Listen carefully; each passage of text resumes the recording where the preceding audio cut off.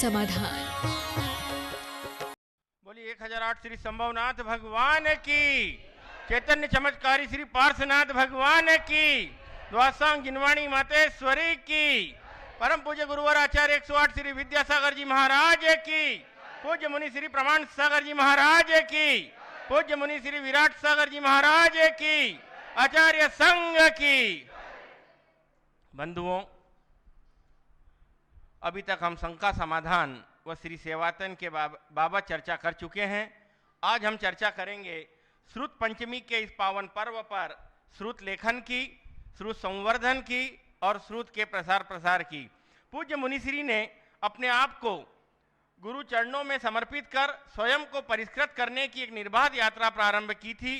स्वयं की मेघा को उन्नत करते हुए इस आधुनिकतम युग में जब लोगों की रुचि देव शास्त्र एवं गुरु के प्रति कम होने लगी, जैन दर्शन को पढ़ने एवं पढ़ाने की प्रकृति न्यूनता के स्तर पर आ गई, ऐसे समय में जिन धर्म को जन जन तक पहुंचाने, धर्म के मर्म को सहज सरल एवं वर्तमान समय की प्रासंगिकता के साथ जोड़कर रोचकता के साथ प्रस्तुत करने का एक अभिनव प्रयास पूज्य श्री ने किया। अपनी लेखनी के माध्यम से बोलने में जितना अधिकार एवं प्रामाणिकता पूज्य गुरुवर की है, उतना ही अधिकार एवं प्रामाणिकता गुरुवर की लिखने में भी है। पूज्य मुनिश्री के द्वारा रचित जैन तत्व विद्या पुस्तक एक तरह से जैन गीता ही है। चारों अनुयोगों का सार निचोड़ संपूर्ण रूप से उसमें समाहित है। साथ ही जैनिज्म को समझने के लिए जैन धर्म और दर्शन, धर्म जीवन का आधार आदि रचनाएं, वहीं इस फास्ट लाइफ में टूटते व्यक्ति, टूटते परिवारों, टूटते समाज एवं समाज की व्यवस्थाओं को थामने के लिए उन्हें एक नई दिशा प्रदान करने के लिए कई चर्चित कृतियां सृजित की है। पूज्य श्री ने जिनमें 4 बातें, सुखी जीवन की राह, जीवन उत्कर्ष का आधार, दिव्य जीवन का द्वार आदि, युवा पीढ़ी को श्रुत से जोड़ने के लिए प्रामाणिक समूह के द्वारा प्रामाणिक ऐप, पारस चैनल, जिनवाणी चैनल आदि इलेक्ट्रॉनिक मीडिया को सार्थकता प्रदान करते हुए पूज्य श्री ने इनका सही उपयोग हमें बताया। पूज्य श्री का कहना है कि लौकिक ज्ञान जीवन निर्वाह के लिए होता है, लेकिन जिनवाणी का ज्ञान, श्रुत का ज्ञान जीवन निर्माण के लिए होता है और ऐसे निर्माण के लिए गुरुदेव का संकल्पित है। तो मैं श्रुत के ऐसे सच्चे उपासक मानस पुत्र पूज्य मुनिश्री की वंदना करते हुए यहाँ पर उपस्थित सभी धर्म पिपासुओं, पारस चैनल, जिनवाणी चैनल और प्रामाणिक ऐप आदि के माध्यम से घर बैठे ज्ञान का पान कर रहे आप सभी जिज्ञासुओं को मैं सुनील जैन आपका हार्दिक अभिनंदन करते हुए पूज्य मुनिश्री के सानिध्य में लेकर चलता हूँ। सामूहिक आशीर्वाद ग्रहण के साथ आप मेरे साथ बोलेंगे, हे गुरुदेव नमोस्तु नमोस्तु नमोस्तु। गुरुदेव, श्रुत पंचमी के इस पावन अवसर पर शंका समाधान के इस सत्र को मैं प्रारंभ कर रहा हूं। सर्वप्रथम आमंत्रित कर रहा हूं इंदौर से पधारे Digambar Jain social group federation के राष्ट्रीय अध्यक्ष श्रीमान हसमुख जी उर्मिला जी गांधी को। हसमुख जी उर्मिला जी गांधी उपस्थित हो तो कृपया खड़े हो जाएं। आशीष जैन बढ़वा, आशीष जैन बढ़वा, जैन बस सर्विस। इसके बाद तैयार रहें श्री विनोद देश माने सोलापुर।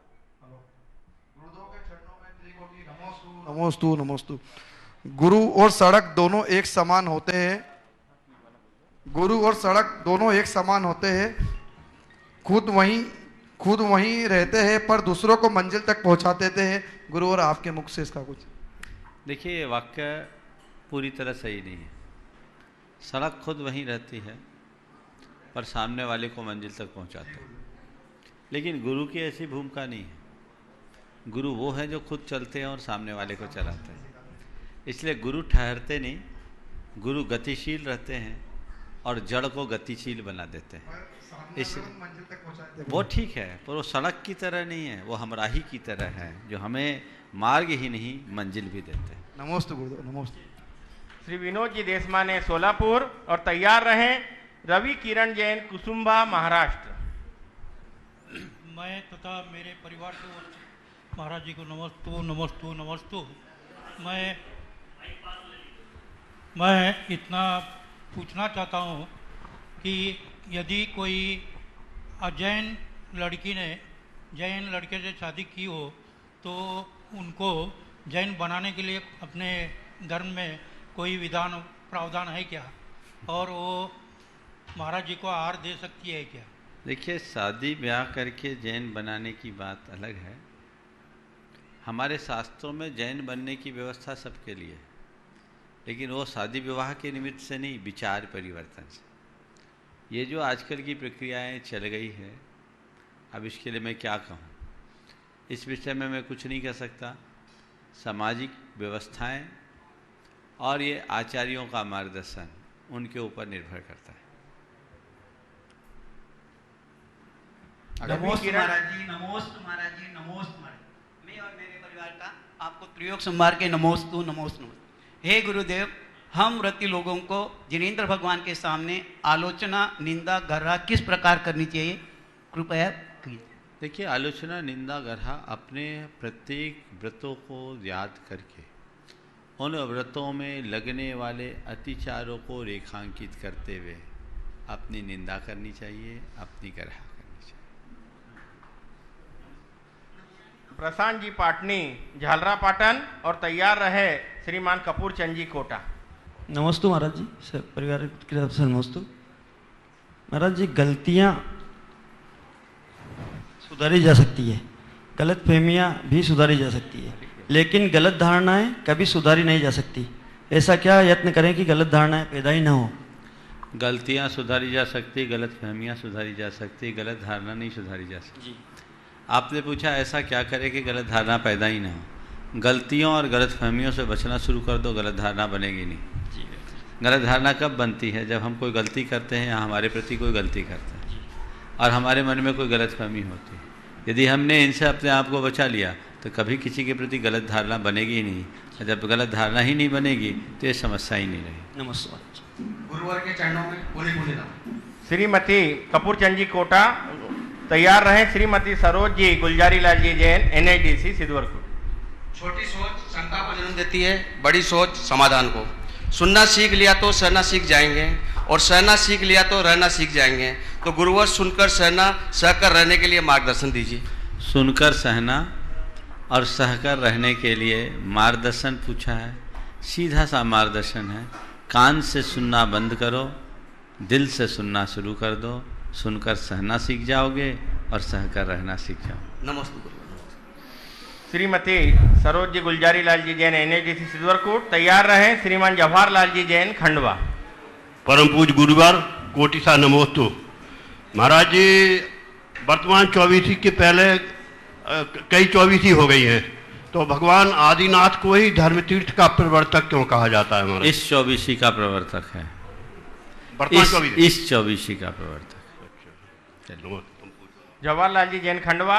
चलो पूछो दोनों। हाँ, नमोस्तु महाराज श्री, नमोस्तु नमोस्तु महाराज श्री। वैसे तो प्राण 10 होते हैं, 5 इंद्रिय, 3 बल, आयु और स्वच्छ स्वभाव, लेकिन जब आजकल अपने प्राण प्रतिष्ठा की जाती है मूर्तियों में, तो मूर्तियों में कितने प्राण मानना चाहिए और उनको जीवंत मानना चाहिए? देखिए, हमारे प्राण में और भगवान के प्राण में अंतर है, समझ गए? हमारे पास इंद्रिय प्राण है, वो अतीन्द्रिय है, इसलिए वहाँ वो प्राण नहीं होते, समझिए। प्रातः स्मरणीय प्रमाणित संत मुनिश्री मुनिश प्रमाण सागर महाराज जी को नमोस्तु नमोस्तु नमोस्तु। खंडवा जैन समाज की ओर से नमोस्तु नमोस्तु नमोस्तु। महाराज जी, मेरा प्रश्न ये है कि परिवार और समाज दोनों बर्बाद होने लगते हैं जब समझदार मौन और नासमझ बोलने लगते हैं। तो ऐसा क्या करें कि समझदार भी बोलने लगे? बहुत अच्छा सवाल आपने किया है कि परिवार और समाज तब उजड़ने लगते हैं जब समझदार मौन और नासमझ बोलने लगते हैं। आपने पूछा है कि ऐसा क्या करें कि समझदार का मौन टूट जाए। वस्तुतः समझदार अगर अपनी समझदारी का परिचय देंगे और मन का भय और अन्य दुर्बलताओं को दूर कर देंगे तो वक्त पर वो कभी मौन नहीं रह सकेंगे। हमारी समझदारी तभी समझदारी कहलाएगी जब हम वक्त पर समाधान की दिशा में आगे बढ़ें। यदि मेरे मौन रहने से लोग टूटते हैं तो मुझे बोल देना अच्छा है, और मेरे बोलने से लोग टूट जाते हैं तो मुझे चुप रहना अच्छा है। ये सूत्र बनाकर चलना चाहिए। सिद्धार्थ कुमार, पतंगिया, इंदौर, और तैयार रहे श्रीमती शशि अविनाश जी जैन, विदिशा। महाराज जी के चरणों में त्रिवार नमोस्तु नमोस्तु नमोस्तु। महाराज श्री किसी के अंतिम समय में उसे किस तरह से संबोधन देना चाहिए, अपना मार्गदर्शन। देखिए, जिसका भी अंत समय आ रहा है उसको बड़े मृदु भाषा में, सौम्य शब्दों में, प्रेम पूर्ण तरीके से संबोधना चाहिए। हे प्राणी, आपके जीवन का यह अंतिम समय आ गया है। ये अब इस दुनिया से विदा होकर के जाने का क्षण है। आप यहाँ से जा रहे हैं तो कुछ ले कर के जाओ। अब तक जीवन में जो भी जोड़ा वो सब छूट रहा है। धन वैभव यहीं छूट रहा है। गुण वैभव लेकर जाने की अभी हमारे पास अनुकूलता है। अपनी आत्मा को पहचानो, शरीर का मोह छोड़ दें, परिवार का मोह छोड़ दें, परिजनों का मोह छोड़ दें, अपने भेद विज्ञान को याद करें, मन को साफ स्वच्छ करें, किसी के प्रति कोई बैर भाव न रखें, किसी के प्रति मोह भाव न रखें, सब जीवों से क्षमा मांग लें, सब जीवों को क्षमा कर दें। अपने तन पर जितने वस्त्र हैं उनके अतिरिक्त सब परिग्रहों का त्याग कर दें। होशपूर्वक भेद विज्ञान के साथ, आत्मचिंतन के साथ इस देह को छोड़ें। मृत्यु से घबराए नहीं। मृत्यु जीवन की एक अनिवार्य घटना है। मृत्यु जीवन का अंत नहीं, ये देह परिवर्तन की प्रक्रिया है। सावधान होकर के इस शरीर को छोड़े। इस आशय का संबोधन जब हम उन्हें देंगे तो उनका हृदय अंदर से उद्वेलित होता है और उनके भाव शुद्ध होते हैं। श्रीमती शशि जी, अविनाश जी जैन विदिशा तैयार रहे। नवल जी काला, गया जी बिहार। हे गुरुदेव, नमोस्तु नमोस्तु नमोस्तु। मेरे परिवार की तरफ से आपको सदैव नमोस्तु नमोस्तु नमोस्तु। हे भगवान, किसी कवि ने कहा है कि सुख दुख की निशा दिवा में झूले मानव जीवन है, और यह जब मानव जीवन सुख दुख की निशा दिवा में झूलता रहता है तो हम अपने आप को इन आर्त रौद्र ध्यान से कैसे सुरक्षित रखें और मस्त रहें। कृपया समाधान दीजिए। झूलना बंद कर दो। 2 लाइनें याद कर रखो हमेशा। होकर सुख में मग्न न फूलूं, दुख में कभी न घबराऊं, इष्ट वियोग अनिष्ट योग में सहनशीलता दिखलाऊं। ये पंक्तियां यदि बार बार अनुगूंजित होने लगे तो हम अपने अंदर सुख दुख में स्थिरता लाने की क्षमता को विकसित कर सकते हैं। अविनाश जी। नमोस्तु महाराज श्री, नमोस्तु महाराज श्री। जैन समाज अल्पसंख्यक समाज है और इसका लाभ हम अपने जन जागृति अभियान में कैसे उठा सकते हैं, कृपया आप मार्गदर्शित कीजिए। देखिए, अल्पसंख्यक है ये हमारे लिए गौरव का विषय नहीं है, दुख का विषय है। क्या बोल रहा हूँ, थोड़ा ध्यान से सुनना। जैनों का अल्पसंख्यक होना उनके लिए गर्व का विषय नहीं, दुख का विषय है। क्यों? बहुसंख्यक थे, अल्पसंख्यक बचे। करोड़ों की संख्या थी, अब 44 लाख बच गए। तो गर्व का विषय है या दुख का? अब क्या करो, अब भी संभल जाओ, नहीं तो अब अल्पसंख्यक से भी बाहर हो जाओगे। हमें बहुत सावधान होकर के चलने की जरूरत है। आज मैं एकदम से भौचक्क रह गया जब ये सुना दोपहर के सत्र में कि जिस दिन हमारी संख्या 30 लाख हो जाएगी तो जैनियों को स्वतंत्र धर्म के रूप में मान्यता ही समाप्त हो जाएगी। ये एक बहुत चुनौती बड़ी बात है, इसलिए अब जागना चाहिए। आज अभी थोड़ी देर बाद सारी चर्चाएं होगी। जैन जनगणना जागरूकता अभियान का मंगलाचरण आज यहाँ हुआ है। अभी थोड़ी देर बाद उसकी विस्तार से चर्चा होगी, तब इस विषय पर चर्चा करें। नवल जी काला, गया जी बिहार। और तैयार रहे प्रवीण जैन, पंडित जी बढ़वा। गुरुदेव को मेरा और मेरे परिवार का नमोस्तु नमोस्तु नमोस्तु। गुरु जी, आज के युग में कम बोलने वाला या कम दिखावा करने वाला पीछे क्यों रह जाता है? कम बोलने वाला और या कम दिखावा करने वाला पीछे भले रह जाता है, पर प्रभाव किसका रहता है? ज़्यादा बकबक करने वाले का या समय पर बोलने वाले का? समझ गए? तो कम बोलना पीछे रहने का कारण नहीं है। कम बोलने में हो सकता है कि हम कहीं पीछे रह जाएं, लेकिन ज़रूरत पर बोलना सीख जाएं तो हमेशा प्रासंगिक रहेंगे। इसलिए कम बोलना अगर कमी नहीं है, ज़रूरत पर न बोल पाना हमारी कमी है, जिसे हमें ठीक करना चाहिए। नमोस्तु। प्रवीण जैन बढ़वा और तैयार रहें श्रीमती रश्मि जैन इंदौर। नमोस्तु नमोस्तु नमोस्तु महाराज जी। 63 साल का पुरुष में नारायण और प्रति नारायण नरक क्यों जाते हैं? इनका अनुबद्ध बैर रहता है, पिछले जन्मों से इनके बैर चलते हैं। बैर के परिणाम स्वरूप दोनों एक दूसरे के साथ हिंसक युद्ध लड़ते हैं और नरक जाते हैं। श्रीमती रश्मि जैन इंदौर और तैयार रहें श्रीमती सालू जैन सतवास। महाराज जी, पूजा की लाइनों में आता है ये वरादि बावरादि मिष्ट सर्पी में सने। तो महाराज जी, मेरा प्रश्न ये है कि हम इन मिष्ठान्न की जगह नैवेद्य में चटक क्यों चढ़ाते हैं, जबकि पूजा की पंक्तियों में कहीं भी चटक का उल्लेख नहीं होता है? देखिए, हम भगवान को भगवान बोलते हैं, वहाँ भगवान है क्या? आप बोलते कंचन थाल कनक घट नीर बोलते हो, तो कभी ये नहीं सवाल किया कि मेरी थाल तो सोने की है नहीं, पीतल की भी नहीं है, स्टील की है। पूजा भावना से भाव प्रधान क्रिया है, हमें भाव प्रधानता से काम कर लेना चाहिए। नमस्ते महाराज जी। श्रीमती सालू जैन सतवास और तैयार रहें जम्बू कुमार जैन खंडवा। नमोस्तु गुरुदेव, मेरा मेरे परिवार और जैन सतवास की ओर से नमोस्तु। मेरा क्वेश्चन है, सतगुरु किसे कहते हैं? हाँ, सतगुरु किसे कहते हैं? सदगुरु किसे कहते हैं? सदगुरु की अनेक व्याख्याएं हैं, पर एक लाइन से एक पंक्ति में मैं सदगुरु की व्याख्या करता हूँ। सदगुरु वो है जो तुम्हें सत से जोड़ दे, जो तुम्हारे अंदर का अंधकार तोड़ दे, जो तुम्हारे भीतर अध्यात्म का प्रकाश प्रकट कर दे, वो सदगुरु। जम्बू कुमार जैन खंडवा और तैयार रहें आशीष जैन भोपाल। महाराज जी, मेरे और आचार्य श्री विद्यासागर गुरुकुलम भोपाल की ओर से त्रय बार नमोस्तु नमोस्तु नमोस्तु। मेरा प्रश्न है, आज के परिप्रेक्ष्य में एक शिक्षक को किन मूल बातों का ध्यान रखना चाहिए जिससे वह विद्यार्थियों में स्व अनुशासन एवं चारित्र का निर्माण कर सके? देखिए, शिक्षक को मूल रूप से उन सब बातों को अपने जीवन में अपनाना चाहिए जिन्हें वो विद्यार्थियों में देखना चाहता है। पहला सब, अगर आप विद्यार्थियों को अनुशासित, संस्कारित, सभ्य बनाना चाहते हैं तो शिक्षक के जीवन में वो सब चीज़ें पूरी तरह परिलक्षित होनी चाहिए, वो उसके जीवन में दिखनी चाहिए, पहली बात। दूसरी बात, शिक्षक को विद्यार्थियों के सामने दायित्व विहीन कोई आचरण नहीं करना चाहिए। उसका आचार विचार इस तरह का हो कि वह विद्यार्थियों के लिए प्रेरणा बन जाए।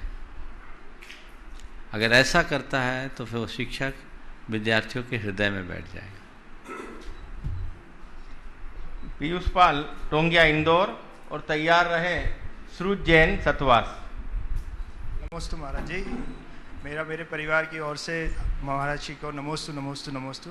मेरा प्रश्न यह है कि जीवन के उतार चढ़ाव में अपने आप को कैसे संतुलित बनाए रखना चाहिए?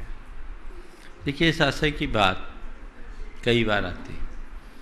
जीवन के उतार चढ़ाव में ठहराव लाने के लिए हमें अपने भीतर आध्यात्मिक दृष्टि अपनानी चाहिए। सबसे पहली बात, हमें जीवन और जीवन की व्यवस्था को समझना चाहिए। जीवन नश्वर है और जीवन की जितनी भी व्यवस्थाएं हैं वो हमारे हाथ में नहीं है, संयोग के अधीन है, संयोग कर्म के अधीन है। कर्म कब कैसा रुख रखे हम नहीं जानते, तो जिस पर मेरा नियंत्रण नहीं है उसे सहज रूप में स्वीकार कर लेने में ही सार है। यदि मेरे जीवन में उतार है तो कर्मोदय से है, और मेरे जीवन में चढ़ाव है तो कर्मोदय से है। उतार भी स्थायी नहीं, चढ़ाव भी स्थायी नहीं। इस सत्य को समझने वाले व्यक्ति के हृदय में कितना भी उतार चढ़ाव क्यों न हो, ठहराव बना रहता है। तो पहली बात तो ये है कि हम जीवन और जीवन की व्यवस्था को ठीक तरीके से समझें। दूसरी बात, आत्मविश्वास को बनाकर रखें। आत्मविश्वास को दो संदर्भ में बनाएं। एक तो सेल्फ कॉन्फिडेंस के रूप में अपने आत्मविश्वास को स्ट्रॉन्ग बनाएं, और दूसरा अपनी आत्मा का विश्वास करें, आत्मा का भरोसा करें। तो आत्मा का विश्वास और आत्मा का भरोसा अगर हमने विकसित कर लिया तो परिणाम बहुत अच्छा आएगा। तीसरी बात, सकारात्मक सोचें। ठीक है, सब ठीक होगा, सकारात्मक सोचें। उल्टे को आप सीधा देखने लगेंगे, गड़बड़ कभी नहीं होगा। और चौथी बात कितना भी आप नीचे आ जाएं, हताश ना हो, आशावादी बने रहें। अगर मनुष्य के हृदय में आशावादिता बन जाए तो जीवन की इस उतार चढ़ाव में उसका चित्त कभी विचलित नहीं हो सकता। श्रुत जैन सतवास और तैयार रहें श्रीमान आशीष नम्रता जी जैन NITC सिद्धवरपुर।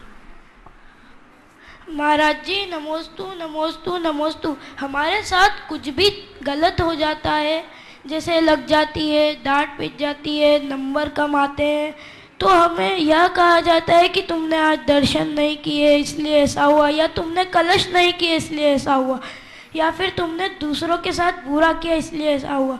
तो महाराज जी मेरा प्रश्न यह है कि हम जो करते हैं उसका रिजल्ट हमें इसी जन्म में तुरंत मिल जाता है या अगले जन्म में? देखो, बहुत अच्छा सवाल किया इस बच्चे ने। जहाँ तक हमारे जीवन में कुछ गलत होना, ये तो तय है, जो कुछ भी गलत होता है वो हमारे किए का होता है। लेकिन हम अपने बच्चों को जिस तरीके से समझाते हैं वो समझाना ठीक नहीं है कि तुमने ऐसा किया इसलिए ऐसा हो गया, तुमने ऐसा किया इसलिए ऐसा हो गया, तुमने ऐसा किया इसलिए ऐसा हो। एक बच्चे ने एक बार बड़ा विचित्र सवाल मेरे सामने लाकर खड़ा किया। मुझे बुखार था और उसने कहा कि महाराज आपने कौन सा पाप किया? छोटा सा बच्चा था। हम बोले क्या बात हो गई? बोले मेरी मम्मी जब भी बुखार आता है कहती पाप कर्म के कारण बुखार आया। महाराज आपने कौन सा पाप किया? अब कौन सा जवाब दूं? हमने कहा हाँ बेटे, तेरी मम्मी ने ठीक कहा। एक पाप वो है जो अभी हमने आज किया वो आया, एक पाप वो है जो हमने कभी किया था वो आया। तो ये बात सही है, आज तो मैंने कोई पाप नहीं किया, लेकिन बहुत से ऐसे पाप हैं जो मुझे याद नहीं है, पिछले जन्मों में किया, वो फुटकर में यहाँ आ रहा है। वो पाप का उदय है, लेकिन हम उस पाप को साफ करने में लगे हैं क्योंकि मेरा मन अभी शांत है। समझ गए? तो बच्चों को ये कहना कि तू मंदिर नहीं गया इसलिए तेरे लिए चोट लग गई, ये शिक्षा ठीक नहीं। बेटे तेरे को चोट लगी, तू देख कर नहीं चला इसलिए तेरे को चोट लगी है, और तेरा कोई पापोदय आया इसलिए तुझे चोट लगी। ठीक है, चोट लगी है तो इससे विचलित मत हो, आगे संभल करके चलना, इलाज कर। ये मार्गदर्शन तो ठीक है, लेकिन थोड़ी थोड़ी बातों में केवल पाप की बात करा देना तो ऐसा बच्चा फिर आगे चल कर के पाप से डरना ही बंद हो जाए कर देगा। हम उसे सही बोध दें। श्रीमान आशीष नम्रता जी जैन NITC सिद्धवरकोट और तैयार रहें श्रीमती रेखा नरेंद्र जैन बढ़वा। नमोस्तु महाराज जी, नमोस्तु नमोस्तु नमोस्तु। महाराज जी आज मोबाइल फ़ोन के अनलिमिटेड और अनअकाउंटेड उपयोग से हमारे जीवन में समय की कमी हो गई है। इसके बिना सोचने समझने की शक्ति खत्म हो गई है, क्रिएटिविटी खत्म होती जा रही है। जानकारियां सुलभ उपलब्ध होने के कारण लोग सब कुछ जान तो लेते हैं, बिना मेहनत के आसानी से मिला ये ज्ञान थोड़े समय में ही विलुप्त हो जाता है। नॉलेज भी शॉर्ट लिव्ड हो गया है। लोग सोचने लगते हैं क्या याद रखना, कभी भी मोबाइल पर फिर गूगल कर लेंगे। मोबाइल की आदत से मानव स्वभाव की नैसर्गिक खोजी प्रवृत्ति भी खत्म हो गई है। सच तो यह है कि इसके बिना काम भी नहीं चलता। तो हम मोबाइल उपयोग का डिसिप्लिन कैसे मेंटेन करें और इसमें टाइम मैनेजमेंट कैसे करें, महाराज जी मार्गदर्शन। देखिए, मोबाइल के विषय में आपने जो बात कही बिल्कुल सही कही, पर ये कहना कि ये गलत ही है ठीक नहीं। चीज़ें गलत नहीं हैं, उनका इस्तेमाल गलत हो रहा है। ये हमारे ऊपर नियंत्रण होना चाहिए कि किसी भी सुविधा का हम कितना उपयोग करें। ये बात भी बिल्कुल सही है कि हम जितना जितना यंत्राधीन होंगे हमारी प्रतिभा उतनी कुंद होगी। पुराने ज़माने में लोग लाखों करोड़ों का गणित उंगलियों पर कर लेते थे। आज 3 2 5 जोड़ने के लिए कैलकुलेटर हाथ में लेना पड़ता। पहले जब आपके पास मोबाइल नहीं था तो आपको सैकड़ों नंबर याद रहते थे। जब से मोबाइल आ गया आपका खुद का नंबर आपको पता नहीं, ये सबका अनुभव। तो ये बात सही है कि जितना आप चीज़ों पर निर्भर करेंगे आपके मस्तिष्क की सक्रियता कम होगी, और ये हमारी क्रियाशीलता को, क्रिएटिविटी को तो कम करती ही है। इसलिए दुनिया के जितने भी बड़े लोग हैं जो खोजी, अन्वेषक और शोधकर्ता होते हैं, वो इन सब चीज़ों से दूर रहते हैं। वे हर चीज़ का उतना ही इस्तेमाल करते हैं जितना कि वो ज़रूरी है। तो ये मनुष्य को चाहिए कि क्या ज़रूरी है और क्या गैर ज़रूरी है। एक बच्चा जो बहुत ज़्यादा मोबाइल देखता था, मेरे पास अभी रतलाम में लेकर के उसके माँ बाप आए, बोले महाराज जी इसके कारण, था इंजीनियर और मोबाइल का इतना एडिक्ट हो गया कि अब किसी काम में मन ही न लगे, तो उसका काम प्रभावित होता था। वो अपना खुद का काम करता था, सॉफ्टवेयर का काम था, लेकिन उसके पिताजी वो खुद भी इंजीनियर थे, बोले महाराज आजकल सारा काम इसके कारण हैंग हो रहा है। मेरे पास आया तो मैंने उसे समझाया, बोला महाराज कई बार संकल्प लिया लेकिन संकल्प भी नहीं रुक पाया। तो मैंने उसे एक बात कहा कि तुम एक ऑटो सजेशन अपने मन में देना शुरू करो, जो जरूरी है वही करना है, जो जरूरी है वही करना है, जो जरूरी है वही करना है। मैंने उसे ये कोड दिया कि इस तरह की बात को अपने मन में डालो। ये भावना योग का ही एक अंग है, आप सब सुनकर के आश्चर्य करोगे। मैंने उससे कहा कि कम से कम 108 बार तुझे रोज़ दोहराना है, अपनी टेबल पर ये लिख के रखना है, अपने दफ्तर में लिख करके रखना है, जहाँ देखो वहाँ टांग दो ताकि 25 बार तुम्हारी दृष्टि उस पर जाए। जो ज़रूरी है वही करना है, जो ज़रूरी है वही करना है। आप सब सुनकर ताज्जुब करोगे। 1.5 महीने बाद वो आया, बोला महाराज मेरी आदत छूट गई, अब मैं अपने काम में लग गया। तो अगर कोई एडिक्शन ऐसी हो गई है और मन से आप नियंत्रण लाना चाहते हैं तो आपको कुछ प्रैक्टिस करना होगा, बदलाव आ सकता है।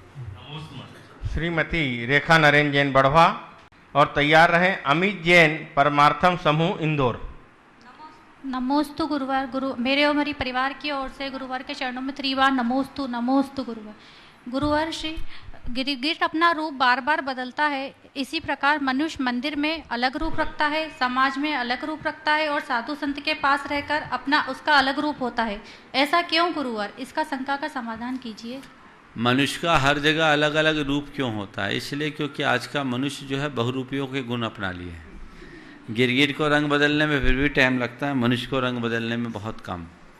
तो अलग अलग रूप रखना मेरी दृष्टि में उतना बुरा नहीं है, लेकिन अलग अलग रंग दिखाना बड़ा खतरनाक है। समझ गए? रूप आप चाहे जो रखो, कम से कम गलत रंग दिखाना बंद कर दो। अमित जैन परमार्थम समूह इंदौर और तैयार रहें श्रीमान एनसी जैन साहब दिल्ली। नमोस्तु महाराज जी, नमोस्तु महाराज जी, नमोस्तु महाराज जी। पूरे परमार्थम समूह के सदस्यों की तरफ से बारंबार नमोस्तु महाराज जी। सभी सदस्य खड़े हो जाएं साथ में। महाराज जी कई बार असमंजस की स्थिति बन जाती है।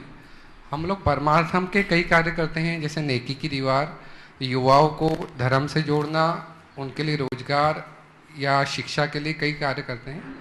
कई बार हमारे समूह में या समूह से अलग भी कई युवा हैं जो बार बार ये प्रश्न पूछते हैं कि परमार्थम के कार्यों को वरीयता दी जाए या धार्मिक कार्यों को। धार्मिक यानी समय जो है वो लिमिटेड है, उसमें हमें पूजा पाठ भी करना है, धार्मिक षड आवश्यक भी करना है और परमार्थम के भी कार्य करना है। तो इन दोनों में किसको हम वरीयता दें, कैसे सामंजस्य बिठाए लिमिटेड रिसोर्सेज में? देखिए, पारमार्थिक कार्य का अपना महत्व है, धार्मिक क्रियाओं का अपना। आपने पूछा है दोनों में हम वरीयता किसे दें। जब आपके सामने धार्मिक क्रियाएं, धार्मिक क्रिया करो, लेकिन कोई ऐसा जरूरी काम परमार्थ का आ जाए तो धार्मिक क्रिया गौण करके उसे अपना धर्म मान लो और काम कर दो। दिनचर्या को इस तरह से सेट करना चाहिए कि दोनों काम अपने तरीके से व्यवस्थित हो जाए। ये जो केवल पारमार्थिक कार्यों में ही अपने आप को कृतार्थ समझता, वो ठीक नहीं। और धार्मिक कार्यों में इतना लीन हो जाए कि पारमार्थिक कार्यों की उपेक्षा कर दे, ये भी ठीक नहीं। जहाँ जो प्रासंगिक दिखे उसे प्राथमिकता से करें। श्रीमान एनसी जैन साहब दिल्ली। बोलिए। हाँ, हम जब बचपन में थे तो हमारी माँ ने जो संस्कार दिए, कभी हमें कोई चीज़ सिखाई नहीं, हम सीखते गए। और आज हमारे जो बच्चे हैं, हम उन्हें सिखाते हैं, कई बार हमको क्रोध भी आ जाता है, पर वो ना तो सीखने में रुचि रखते हैं और ना सीखना चाहते हैं, तो हम क्या करें? देखिए, ये बात सही है। बाल मनोविज्ञान में कहा जाता है कि बच्चे जितना देखकर सीखते हैं वो पढ़ा करके या बता कर नहीं सिखाया जाता। तो आप जब थी तो आपकी माँ का साया आपको मिला, संयुक्त परिवार था, माँ का खुद का आचरण वैसा था, तो आप देख देख के सीख गई। काश माँ जैसा आदर्श आपके अंदर होता तो आपके बच्चे भी सीख सकते थे, वैसा वातावरण भी होता तो होता। लेकिन बड़ा अंतर आ गया है आजकल की जीवन शैली में, व्यवस्थाओं में, इसलिए बदलाव आ गया। एक और वजह है, पहले एक माँ के अनेक संतान होते थे तो उनका प्यार बढ़ता था, और जब प्यार बढ़ता था तो बच्चे भी अपने हिसाब से व्यवहार करते थे। अब एक या दो, सारा प्यार एक पर ही उड़ेलता है, तो बड़ा अंतर आ जाता है। अंतर क्या है, पहले घर में कोई लावना आता था तो पाती होती थी, और जो व्यक्ति अनुपस्थित रहता था उसके हिस्से को रख दिया जाता था कि वो आएगा तो खाएगा, है ना, याद होगा। आज घर में माँ अपने बच्चे के पीछे भागती है, बेटा खा ले खा ले खा ले, वो कहता नहीं खाना। इतना बड़ा अंतर, ये परिवेश का अंतर है। जब तक इसे हम नहीं बदलेंगे परिणाम यही होंगे। श्रीमान NC जैन साहब देहली, और तैयार रहें श्रीमान अतुल जी शीतल जी लाधानी, शिरोमणि संरक्षक गुणायतन। मुनिश्री के चरणों में मेरे परिवार, समस्त मॉडल टाउन और दिल्ली जैन समाज का सादर नमस्ते। गुरुवर, यह देखा गया है, क्योंकि मैं सरकारी अधिकारी हूँ रिटायर्ड, कि सरकारी योजनाओं का फ़ायदा जैन समाज बहुत मुश्किल से उठाता है, बल्कि ये कहूँगा कि नहीं के बराबर उठाता है। अभी इसी साल 2 योजना जो बिल्कुल नई अभी अनाउंस हुई है, चीफ मिनिस्टर महाराष्ट्र और चीफ मिनिस्टर हरियाणा ने कहा है कम and join chief minister's office. State away वो 500-500 हज़ार आदमी भर्ती करेंगे और डायरेक्टली वो चीफ मिनिस्टर को अप्रोच करेंगे। उनकी लास्ट डेट अभी 10 जून है, दोनों जगह महाराष्ट्र और हरियाणा सरकार की। उससे एक फ़ायदा होता है कि अगर जैन समाज के बच्चे जाएंगे तो हम अपनी प्रतिभा भी दिखा पाएंगे और हमारा मैसेज भी चीफ मिनिस्टर ऑफिस तक डायरेक्ट पहुंचेगा, तो सरकार में आगे पीछे कभी कभी हमारी सुनवाई होगी। दूसरा, अभी मिनिस्ट्री ऑफ माइनॉरिटीज़ ने महाराष्ट्री ये निकाला है कि हमारी जितनी भी धरोहर है, इसमें लिखा हुआ है प्राचीन ग्रंथों की सुरक्षा, नवीन ग्रंथों की रचना एवं अनुवाद, धार्मिक प्रदर्शनों का आयोजन, शोध एवं अनुसंधान, इन पर सब पे महाराष्ट्री ग्रांट मिलती है। मुझे कोई याद नहीं कि हमारा कोई भी जैन संस्थान उन्होंने, क्योंकि मेरे समिति वहाँ चेयरमैन है इस ऑर्गेनाइजेशन के, जस्टिस RK जैन, तो मुझे नहीं लगता कि किसी भी संस्थान ने कभी वहाँ जाके अप्रोच किया या कोई पैसा वहाँ से हमने लिया हो। तो ये एक बड़ा, उसकी वजह से हम पीछे भी वैसे कहते रहते हैं कि हमारे पास पैसा नहीं है। तो एक तो आपका हमें आशीर्वाद चाहिए कि लोगों को ऐसा संदेश दें कि सरकारी योजनाओं का फ़ायदा हमें जरूर उठाना चाहिए। दूसरी मेरी एक जो आज की शंका ये है महाराष्ट्री, कि जितने भी जानवर हैं वो दांत से काट के जहर उगलते हैं, दांत से काटते, चाहे सांप हो चाहे कोई भी पशु पक्षी हो। एक मनुष्य ऐसा है जो जीभ से, वाणी से जहर उगलता है, तो क्या हम जानवरों से भी गए बीते हैं? बहुत सुंदर।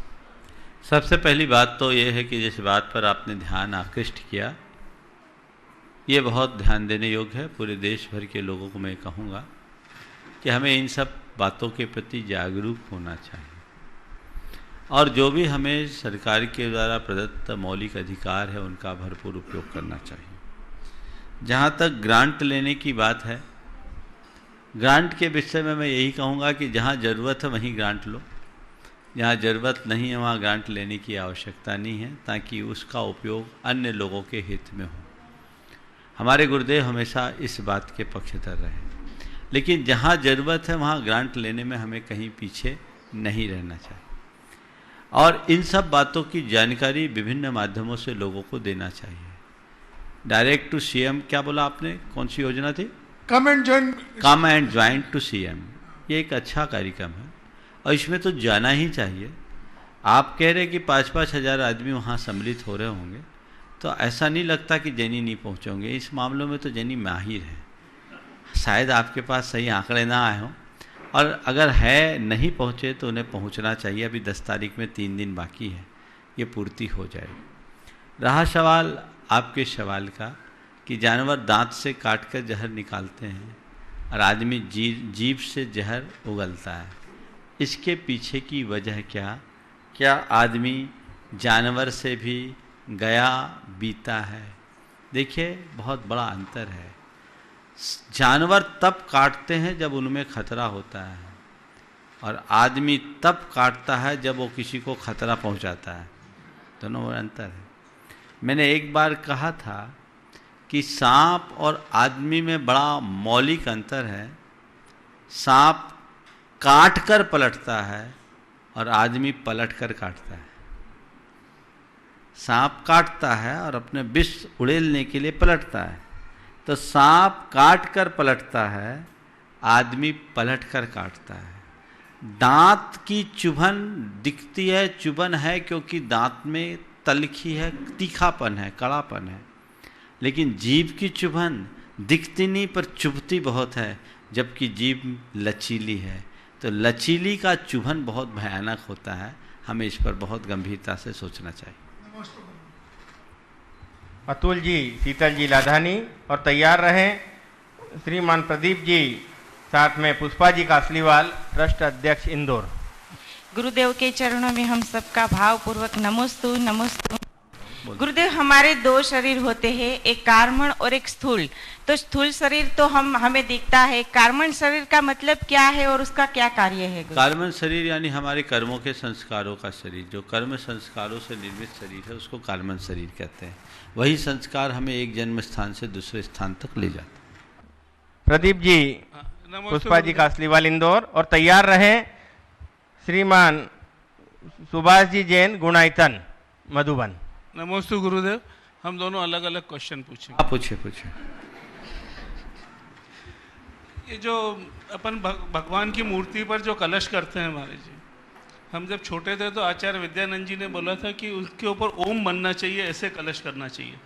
अभी यहाँ सब देखते हैं सिर्फ भगवान के मस्तिष्क पर कलश डाल देते हैं पानी, तो सही क्या है? ओम बनाते हुए करें या सीधे मस्तिष्क पर? माने हाथ से ओम का आकार लेते? नहीं, ऐसे सर यूँ लेके फिर यहाँ मस्तिष्क पे ले, फिर यूँ पाँव पे, चरण पे ले, फिर ऐसा नहीं किया, ऐसा बोला था। अच्छा, मतलब वो ओम की आकृति में भगवान के पूरे बेहक को अभिषिक्त करने की बात कर रहे हैं। हाँ।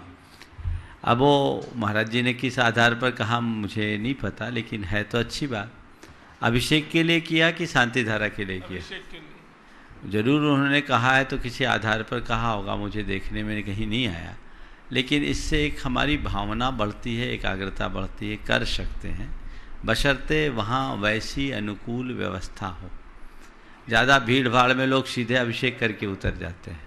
अनुकूल व्यवस्था देखते हुए अगर इस तरह से आकार करते हुए करे तो करा जा सकता है। श्रीमती पुष्पा जी कासलीवाल, और तैयार रहे श्रीमान विजय जी सुधा जी काला, ट्रस्ट महामंत्री सनावद। नमोस्तु गुरुदेव, नमोस्तु। आज श्रुत पंचमी है, इसलिए मैं एक प्रश्न आपसे पूछ रही हूँ महाराज जी। परिवार में बच्चे बहू बहुत संस्कारित है, किसी प्रकार का व्यसन नहीं है, कुछ नहीं है, लेकिन अभी जैसे पूजा भी करते हैं, संडे को रोज दर्शन करते, पर स्वाध्याय की ओर अभी उनका उस ओर अभी कोई आकर्षित नहीं हुआ है कि स्वाध्याय करना है रोज। तो क्या उनकी काल लब्धि आएगी जब होगा, या फिर? देखिए, आज के लोगों की जो लाइफ स्टाइल है इस तरह की बदल गई है कि लोगों के पास एक तो समय का अभाव हो गया, स्वाध्याय आदि के प्रति रुचि कम हो गई, और आज भाषा की भी बड़ी समस्या लोगों के सामने आने लगी। इसलिए धार्मिक होना अपने आप में बहुत अच्छी बात है, और आपके लिए बड़े गौरव का विषय है, पुण्योदय है कि आपके बच्चे आज के समय में किसी भी प्रकार से संस्कारों से बाहर नहीं तो प्रायः ये चीज़ें गड़बड़ाने लगी हैं। तो ये तो एक उपलब्धि है। स्वाध्याय नहीं करते तो इसके लिए उनकी भावना भाइये कि उनके मन में स्वाध्याय का भाव जगे और वो भी स्वाध्याय करना शुरू करें। प्राणिक हीलिंग में होता है कि यहाँ बैठकर वहाँ पे आदमी ठीक होता है, तो ऐसा कुछ है कि आप यहाँ से आशीर्वाद दो और वहाँ उनका देखिए, एक बात मैं बताता हूँ।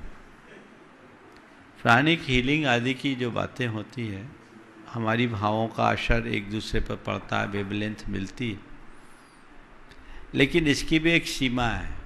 सामने वाले में रिसेप्टिबिलिटी हो तो असर पड़ेगा। हम तो आशीर्वाद दे दे, वो लेने को तो तैयार हो, तो पहले उधर से लेने के लिए तैयार हो तो इधर से देंगे तो फर्क पड़ जाएगा। विजय जी सुधा जी काला के पूर्व सुभाष जी जैन, सीईओ गुणायतन। गुरुदेव के चरणों में मेरी पत्नी पूनम और गुणायतन मधुबन कार्यालय के सभी सहयोगियों का सादर नमोस्तु नमोस्तु नमोस्तु।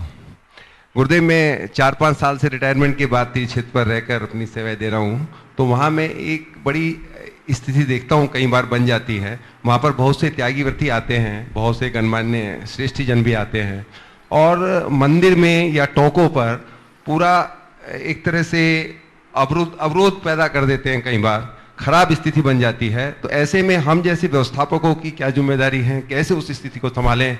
ये बड़ी समस्या 2-3 बार आ चुकी है। देखिए, सबसे पहले तो किसी भी तीर्थ क्षेत्र में जाओ, दर्शन पूजन बंधन करते समय हमें इस बात का ख्याल रखना चाहिए कि हमारे पीछे भी लोग। मैं आपको एक बात बताऊं, मैं सम्मेत शिखर जी की वंदना में था, चंदा प्रभु टोक में गया, वहाँ एक दूसरे समुदाय के साधु वृंद थे, वो पूरे चंदा प्रभु भगवान की टोक को घेर के बैठे हुए थे, 5-6 की संख्या में थे, और कम से कम 200 यात्री बेचारे खड़े, उनकी वहाँ पूजा चल रही है, जगह उतनी ही, और वो पूजा में अपनी तरह से पूजा कर रहे, इन लोगों को दर्शन का लाभ नहीं मिल रहा है। सबका मन खराब था। मैं पीछे से पहुंचा, देखा कि ये है, अब वो पूजा चल रही है तो चलती पूजा में भी कुछ कहा जा नहीं सकता था, कहना उचित भी नहीं था। मैंने लोगों का भाई देखो थोड़ी भावना भाव, इनकी पूजा पूरी हो जाए। संयोगतः मेरे पहुंचने के 1-2 मिनट बाद उनकी पूजा पूरी हो गई। हमने दर्शन किया, लोगों ने दर्शन करना शुरू किया, हम लोगों का आपस में विचार विनिमय हुआ। मैंने एक ही चर्चा में कि आप नीचे से आए थे क्या? बोले नहीं, हम ऊपर ही रुके हैं। बोले कितना अच्छा होता कि आप ऊपर रुके हैं तो 11 बजे के बाद आकर के आप पूजा करते, किसी को व्यवधान नहीं होता। आपने पहले से पूजा की, कितने लोग वंचित रह गए। उन्होंने कहा कि महाराज साहब, आपने बिल्कुल ठीक बात पर ध्यान केंद्रित किया है, ध्यान आकर्षित किया है, अब हम इसका ध्यान रखेंगे। तो हमें ऐसे लोगों को समझाना चाहिए कि तुम पूजा पाठ करो। शिखर जी में ज़्यादातर ऐसा होता, टोंक पर हमको विधान करना है, तो कोई भी टोंक पर चलो तो कब्जा करके बैठ जाओ। तो भैया विधान करना है तो उस समय करो जब खाली हो। और वहाँ की समितियों को, जिनके हाथ में उसकी व्यवस्था, उन्हें भी इस बात को देखना चाहिए कि दूसरे लोगों को व्यवधान ना हो। जो लोग इतनी मेहनत से ऊपर चढ़ते हैं और उनके साथ इस तरह की घटना घटती उचित नहीं। विजय सुधा जी काला, और तैयार हैं राजेंद्र जी गरोड़, शिरोमणि संरक्षक। नमोस्तु भगवान, नमोस्तु भगवान, नमोस्तु भगवान। सिद्धवरकूट सिद्ध क्षेत्र की इस पावन धरा पर भावना योग के बाद आज जनसंख्या जनगणना जागरूकता अभियान की सफल शुरुआत हुई।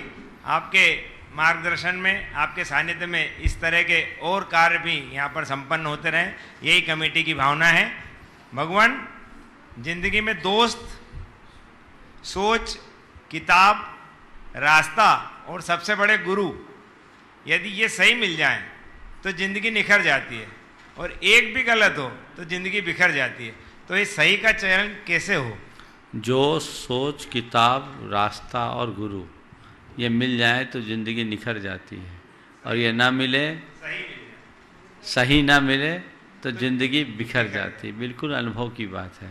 आपने पूछा ऐसे में क्या करें, चिंता क्यों कर रहे हो?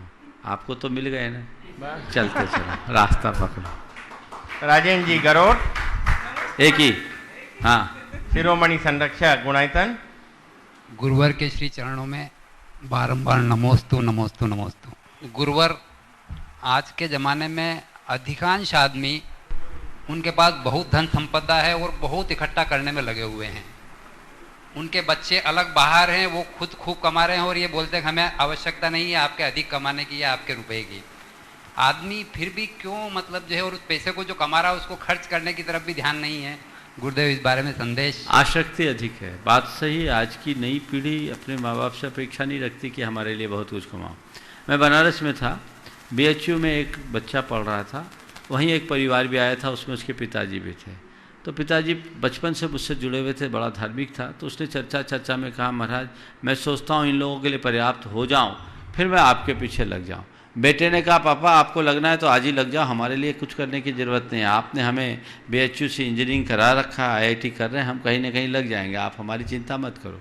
लोग कहते ज़रूर है कि हम बच्चों के लिए कर रहे हैं, वस्तुतः लोग बच्चों के लिए भी नहीं करते हैं, वो तो बच्चों के लिए छोड़ना पड़ता है। अगर लेके जाने की व्यवस्था होती तो सब लेके जाते, ऐसे व्यवस्था होती ना कि ऊपर यहाँ से ट्रांसफ़र होता है तो कोई नहीं छोड़ते। ये क्या है, शुरुआत में पैसा कमाना मनुष्य की ज़रूरत होती है, बाद में वो उसका पैशन बन जाता है, कमाने के लिए कमाता है, अपने आप को उसके लिए इंगेज रखता है, वो उसकी मोहाशक्ति बढ़ जाती है, इसलिए उसमें उलझ जाता है। जो इस आसक्ति से मुक्त हो जाता है उससे बाहर निकलता है और उनका सदुपयोग करना शुरू कर देता है। गुरुदेव ऐसा कहते हैं, पानी पिलाने वाला हमेशा प्यासा रह जाता है। मैं जब तक इधर नहीं बैठता था प्रतिदिन एक क्वेश्चन पूछता था, किंतु यहाँ बैठने के बाद वो क्रम टूट गया है। आज आपकी आज्ञा से श्रुत पंचमी के इस पर्व पर एक प्रश्न पूछना चाह रहा हूँ। गुरुदेव, हम बचपन से सुनते आ रहे हैं कि श्रुत पंचमी पर आचार्य भूतबली और पुष्पदंत ने छठ खंडागम आदि महान ग्रंथों का आज लेखन कार्य पूर्ण हुआ। मुझे सिर्फ जिज्ञासा इतनी है गुरुदेव कि हम सुनते तो आ रहे हैं छठ खंडागम को, किंतु उसके अंदर विषय वस्तु क्या है और उसमें क्या लिखा हुआ है, कृपया इसका समाधान। देखिए, छठ खंडागम दिगंबर जैन परंपरा का सर्वश्रेष्ठ आगम है। मैंने प्रातःकाल के प्रवचन में कहा था, ये दृष्टिवाद अंग के महाकर्म प्रकृति का एक अंश है। छठ खंडागम की रचना आचार्य पुष्पदंत और भूतबली ने की है, जिसके 6 खंड है। आगम यानी जिनवानी, जो हमारा शास्त्र उसको आगम बोलते हैं। 6 खंडों के आगम को छठ खंडागम कहते हैं। इसमें 6 खंड है। सबसे पहला है सत प्ररूपणा, दूसरा है क्षुद्रक बंध, तीसरा है बंध स्वामित्व विचय, चौथा है कृति अनियोग द्वार, पांचवा है वेदना खंड और छठवां है वर्गना खंड। ये 6 खंड के अधिकार हैं और उसके अनुरूप छठ खंडागम इसमें विभाजित है। अब मैं आमंत्रित कर रहा हूं बहुत ही आकर्षक व्यक्तित्व के धनी, सहज सरल स्वभाव के गुणायतन ट्रस्ट के यशस्वी अध्यक्ष श्रीमान विनोद जी काला कोलकाता को, वो यहाँ आए और अपनी बात रखें। श्रीमान विनोद जी काला कोलकाता, एक बार जोरदार करतल ध्वनियों से आप उनका स्वागत करें। वो आ रहे हैं, जब तक एक सूचना है आपके लिए। भाई साहब आप इधर ही आ जाइए ना। आज श्रुत पंचमी के इस पावन पर्व पर श्रुत संवर्धन के लिए और जन जन को और युवा वर्ग को जिनवाणी से जोड़ने के लिए प्रामाणिक समूह द्वारा मुनि प्रमाण सागर .net पर एक क्विज प्रतियोगिता प्रारंभ की है। आज से वो शुक्रवार से प्रारंभ हो रही है। हर शुक्रवार उस पर प्रश्न डालेंगे और रविवार तक आप उसमें अपने जवाब डाल सकते हैं। हर मंगलवार उसका रिजल्ट आएगा और हर माह के जो पुरस्कृत प्रतिभागी रहेंगे उनको पुरस्कृत किया जाएगा और इसकी लिंक प्रामाणिक ऐप पर भी उपलब्ध है और सारी सूचनाएं और सारा कंटेंट उसमें है। कृपया अधिक से अधिक संख्या में भाग लेकर जिनवाणी के संवर्धन में अपना योगदान दें और ज्ञान को प्राप्त करें। विनोद जी। पूरी आचार्य श्री संत शिरोमणि आचार्य श्री विद्यासागर जी महाराज की जय जय जय। परम पूज्य मुनि श्री प्रमाण सागर जी महाराज की जय जय जय। परम पूज्य मुनि श्री विराट सागर जी महाराज की जय जय जय। बंधुओं बहनों, आज दोपहर में कार्यक्रम था जैन जनगणना जागरूकता अभियान और बहुत ही हमें खुशी के साथ कहना पड़ रहा है कि काफ़ी लोग आए। जगह जगह से आए, इतनी दोपहर में इतनी धूप में, जबकि टेम्परेचर 45 डिग्री 46 डिग्री चल रहा है, इसके बावजूद भी इतने महत्वपूर्ण विषय को डिस्कस करने के लिए और उस पर एक्शन लेने के लिए सारे देश से कई लोग आए और ये कार्यक्रम बहुत ही सफलतापूर्वक आज किया गया। इसके हमारे आप सबको जानकर खुशी होगी कि हमारे राष्ट्रीय अध्यक्ष के लिए पद संभाला है हमारे प्रदीप सिंह जी कासीवाल साहब इंदौर ने। एक बार आए प्रदीप सिंह जी, उन्हें भी आमंत्रित कर रहा हूँ। भाई साहब यहाँ आए, प्लीज इधर आए आप। इनका कहना क्या, ये इन्होंने कई गद्दियां संभाल रखी हैं और इस नगरी के भी अध्यक्ष हैं। बद्रीनाथ वहाँ पर जो अपना सब कुछ बना है, आदिनाथ भगवान की निर्वाण भूमि, वहाँ के भी अध्यक्ष हैं और कहाँ के अध्यक्ष हैं मेरे पास गिनती नहीं है, पर इन्होंने ये कार्य जो संभाला है, हम आपके सब साथ हैं और आपको ये दिलासा देते हैं कि हम whenever you need us, we will be there with you to support you and to say we are one.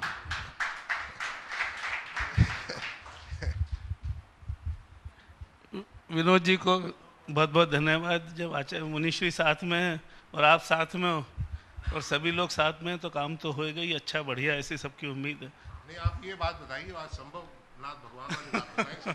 हाँ, सबसे बड़ी बात ये जो अपने संभवनाथ भगवान है, इनकी खूबी है ये, जो धार लो वो पूरा हो जाता है। और एक लाइन है, राजेंद्र जैन का यहाँ अपन ने कार्यक्रम करा था, जो बड़े भारी अच्छे गायक थे, तो उनने गीत बनाया था यहाँ का, कुछ भी नहीं असंभव यहाँ पर जहाँ संभवनाथ विराजे। ये है, तो जब संभवनाथ विराजे, वो बड़े वाले संभवनाथ वो बैठे, छोटे वाले ये बैठे, तो सब होएगा ही सही। बहुत बहुत धन्यवाद प्रदीप कुमार सिंह जी साहब आपका, और आप सबका जिन्होंने इसमें भागीदार बनने की कोशिश की है। मैं इस टीवी के माध्यम से, इस मीडिया के माध्यम से हमारे देश विदेश में सब हमारे जितने भाई बहन जैन भाई हैं, दिगंबर हों या श्वेतांबर हों या जो भी भाई हैं हमारे बहनें हैं, उनसे इतना ही निवेदन करता हूं, ये विषय बहुत ही इम्पोर्टेंट है और हमें सारी दुनिया को ये दिखाना है कि हम जैन हैं, हम एक हैं, हम एक हैं, हम एक हैं। एक साथ मेरे साथ बोलेंगे आप सब, हम एक हैं, हम एक हैं, हम जैन हैं, हम जैन हैं, हम जैन हैं, हम जैन हैं। बहुत बहुत बढ़िया साहब। और मेरा ख्याल है कि हमारे साथ ज्वाइन किए हैं विदेश में जो भी इस प्रोग्राम को देख रहे हैं, कारण हम अपने मतभेदों को दूर कर दें। अब ये जो हमारे जो मत हैं उनसे दूर हो जाएं, हमारा एक ही उद्देश्य है, हमें वो मार्ग जो महावीर भगवान ने दिखाया है वहाँ पहुँचना है, वहीं पहुँचना है, वहीं पहुँचना है। ये हम किस तरह से कोई कार्य करते हैं इज़ नॉट इम्पॉर्टेंट, भावों का धर्म है अपना, भाव सही है तो हम वहाँ हमारा मोक्ष मार्ग पक्का है। तो मैं दूसरी बात आपसे ये कहना चाहूँगा कि आपको जानकर खुशी होगी कि गुणायतन द्रुत गति से आगे बढ़ता जा रहा है, इसका कार्य बहुत द्रुत गति से आगे बढ़ रहा है। और हमारे जो यूएसए में जो हमारे साथी रह रहे हैं, भाई बहनें रह रहे हैं, अमेरिका में जो रह रहे हैं, उनसे मेरे को कहने में बड़ा हर्ष हो रहा है कि इस 4 जुलाई से 7 जुलाई अपने लॉस एंजलिस में ओंटारियो कन्वेंशन सेंटर में ये एक जीना कन्वेंशन हो रहा है। उस कन्वेंशन में गुणायतन ने भी एक स्टॉल लिया है, और स्टॉल लिया है, हम ये दिखाना, उस स्टॉल में ये दिखाना चाहेंगे आप सबको। नेथानी सफाली जी अजमेरा जी वहाँ के इंचार्ज हैं, वहाँ सारा कार्य देख रही हैं, वो वहाँ देख रही हैं। और यहाँ से भी हमारा एक ग्रुप वहाँ जाने वाला है, यूएसए में जाने वाला है, ये बताने के लिए कि जो अभी आप तक आपने सुना था कि there are 7 wonders in the world, 7 दुनिया में अजूबे हैं, ये 8वां अजूबा गुणायतन, ये क्या है, कैसा है, क्या करने वाला है गुणायतन, ये 8वां अजूबा, उसको आपको वाकई में वहाँ उसका अनुभव कराने के लिए, उसे छूने के लिए, उससे स्पर्श करने के लिए आपके यहाँ स्टॉल बनाया जा रहा है यहाँ पर लॉस एंजलिस में 4 जुलाई से 7 जुलाई। जो हमारे भाई देश यूएसए में जहाँ कहीं भी हो, आपसे निवेदन है कि जरूर उस जीना कन्वेंशन में आइएगा, और जरूर उस स्टॉल में जरूर जाइएगा, गुणायतन स्टॉल में जरूर जाइएगा, देखिएगा अपने आप के लिए कि यहाँ हमारे समय शिखरी शाश्वत जो तीर्थराज है हमारा, वहाँ पर ये जो गुणायतन बनने जा रहा है, गुणायतन बनने वाला है, जिसका कि कार्यक्रम, जिसका हमने एक ठेका ले रखा है कि हम 2 साल में इसको पूर्ण करेंगे। 2021 की शुरुआत तक ये रेडी हो जाएगा पंच कल्याण के लिए। ये क्या अजूबा है, ये 8वां वंडर क्या है, कैसे होने वाला, क्या होने वाला वहाँ पर, इसको दिखाने के लिए आपको कन्वेंशन सेंटर में आना जरूरी है। आपको आमंत्रण मैं इसी टीवी के इस मीडिया के माध्यम से दे रहा हूँ। पॉसिबल हो सकता है कि आपके तक वो पर्सनल लेटर्स नहीं जाएं, पर्सनल इनविटेशन नहीं जाए, पर इसी को इनविटेशन मानते हुए आप जरूर वहाँ पधारिएगा। प्रमाणिक ऐप पर इसके डिटेल्स रहेंगे, हमारे वेबसाइट पर इसके डिटेल्स रहेंगे, तो आप इसको देखेंगे और इसे जरूर आएंगे। इससे हमें बड़ी खुशी होगी, क्यों आपका अपना शाश्वत तीर्थराज समय शिखर जी, वहाँ पर ये क्या होने वाला है, इसको देखना आपके लिए बहुत ज़रूरी है। तो इसके लिए आपको स्वागत है, आमंत्रण है। और एक तीसरी बात मैं कहना चाहूँगा कि हमारे इस सिद्धवरकूट में भी हमारे गुणायतन के एक ट्रस्टी विराजमान हैं, हमारे आशीष जी गुलजारी लाल आशीष जी जैन आप पधारें, उनका परिवार यहाँ पधारे, हम उनका सम्मान करना चाहता हूँ, हम लोग सम्मान करना चाहते हैं। और मैं प्रदीप कुमार सिंह जी साहब, हमारे एनएल जैन साहब, एनसी जैन साहब से आग्रह करता हूँ कि यहाँ पधारें। राजेंद्र जैन जी आप भी पधारें प्लीज़, हमारे शिरोमणि संरक्षक राजेंद्र जैन आप पधारें। और आपसे निवेदन है कि हमारा इस सिद्धवर कूट के हमारे ट्रस्टी साहब का भी आप सम्मान करें। तालियां तालियां था, आपकी तालियां की गड़गड़ाहट होनी चाहिए, हमें सम्मान करना है। आइए सर, आइए आइए आइए, काला साहब आप भी आइए, आइए प्लीज, आप दीजिए मेमेंटो, आइए सर, एक साथ चेहरा टीवी के सामने करें आप। अतुल जी आइए सर, अतुल जी, अतुल शिरोमणि संरक्षक कहाँ हैं? आइए पधारिए, जल्दी आइए। आप भी तालियां तालियां तालियां गड़गड़ाहट, सिद्धवर कूट में भी ट्रस्टी। आइए अतुल जी आइए, हाँ जरा भैया अच्छे से फोटो खींचना। चलिए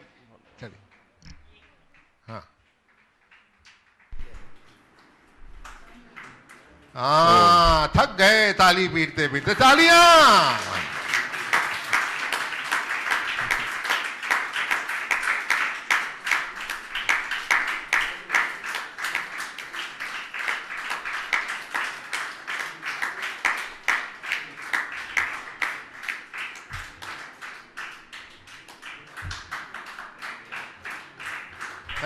thank you sir, thank you, आपका बहुत बहुत अभिनंदन। हाँ, विनोद जी ने अभी अपनी बात कही। नमस्कार। आज की तिथि सिद्धवर कूट के इस पावन धरा में एक बड़ी अद्भुत तिथि का रूप ली। आज शुद्ध पंचमी का दिन है और वो हमारी संस्कृति के लिए तो ऐसे ही विशेष दिन है, लेकिन आज की तिथि में जो कड़ी जुड़ी है वो अपने आप में बड़ी मूल्यवान और बड़ी महत्वपूर्ण कड़ी है। जैन जनगणना जागरूकता अभियान की औपचारिक शुरुआत आज यहाँ से हुई है।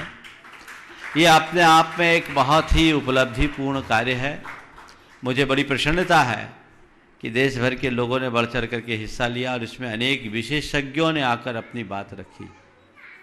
बंधुओं, ये हमारे समाज के लिए एक बहुत ही चुनौतीपूर्ण कार्य है और सामयिक कार्य है। इसे हमें समय रहते संपन्न करना है।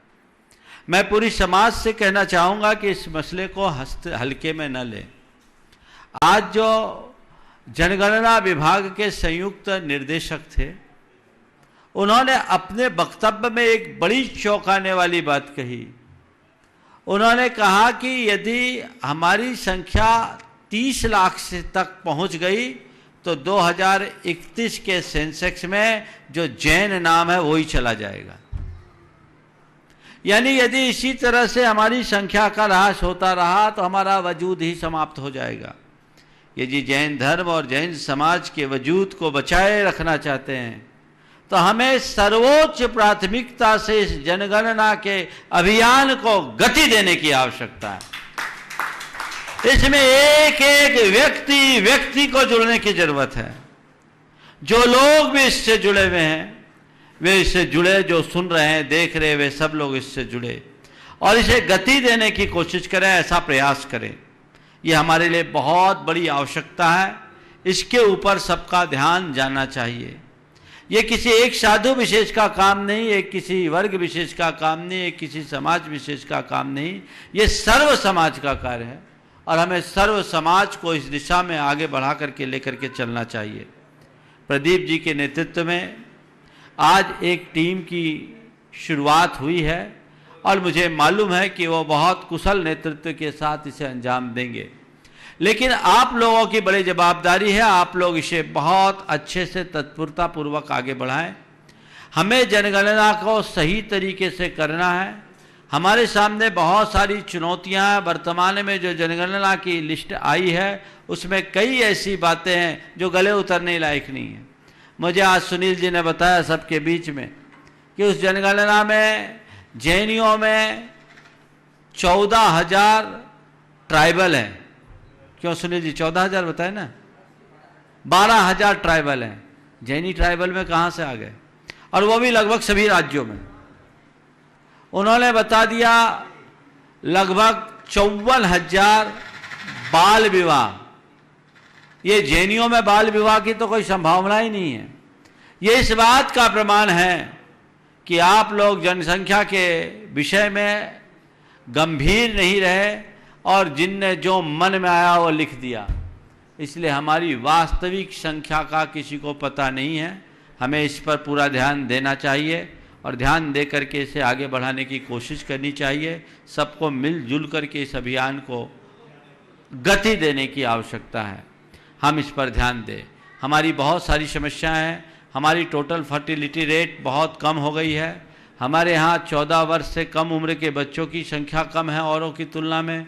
हमारे यहाँ बुजुर्गों की संख्या औरों की तुलना में ज़्यादा है। ये कुछ ऐसी चुनौतियाँ हैं जिन पर समय रहते ध्यान नहीं दिया गया तो आने वाले समय में जैन समाज का भविष्य अंधकारमय हो जाएगा और इसके बड़े भयानक परिणाम आएंगे।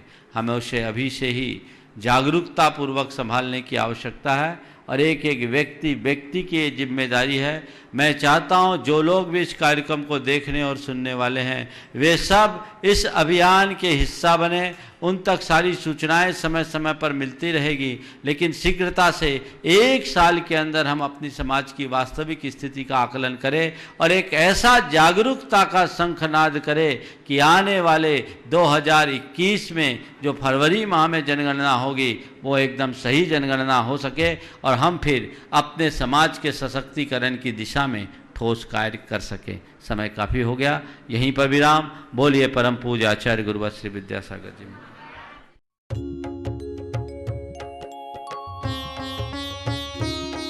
शंका समाधान।